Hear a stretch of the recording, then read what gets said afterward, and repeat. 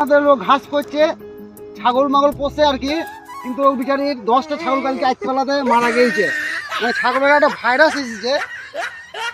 তো এই যে গঙ্গাধারে ঘাস মানে খাওয়াচ্ছে না, দিয়ে এই ঝিরাচ্ছে, দিয়ে ছাগল মরি গিয়েছে অনেক কটা বিচারে।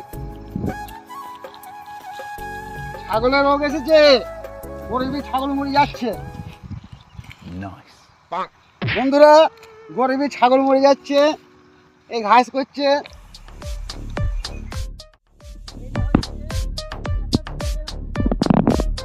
হেবি গাছে মুকুল এসছে, ভর্তি একবারে প্রচুর মুকুল এসছে। দেখেন বন্ধুরা, এই আম সব পুষ্টি হয়ে সব পাকানো হবে এই মাঠেই। এই আম আবার বাগান মালিকরা আবার বেঁচে আসবে কাটোয়া শহরে। খুব সুন্দর মুকুল এসছে গাছের আম, দারুণ স্বাদ হবে। বন্ধুরা, এই আমাদের কুড়ে আম পাকানো কুড়ে। বন্ধুরা, এই কুড়ে দিয়ে আমরা আম পাকানোর ব্যবস্থা করি।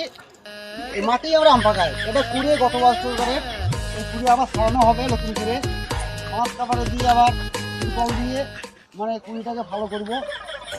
আবার এখানে থাকা হবে আমাদের। এই বাগানে সিজন চলে আসছে, আর মাত্র 2 মাসের মধ্যে আবার সব আম পুষ্টি হয়ে যাবে।